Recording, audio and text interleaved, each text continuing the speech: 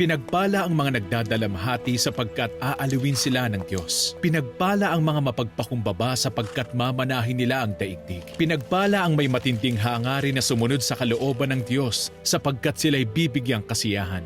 Pinagpala ang gumagawa ng paraan para sa kapayapaan sapagkat sila ituturing na mga anak ng Diyos. Kung ang mga nagmamahal lang sa inyo ang sa inyong mamahalin, anong gantimpala ang inyong maaasam? Hindi ba't ginagawa rin iyan ng mga maniningil ng buwis? Pag-ingatan ninyong hindi pakitang tao ang pagtupad ninyo sa inyong mga tungkulin sa Diyos, dahil wala kayong matatamong gantimpala buhat sa inyong amang nasa langit. Isipin ninyo kung paano tumutubo ang mga bulaklak sa parang. Hindi sila nagtatrabaho ni gumagawa ng damit. Ngunit kahit si Solomon sa kanyang karangyaan ay hindi nakapagdamit ng singganda ng isa sa mga ito.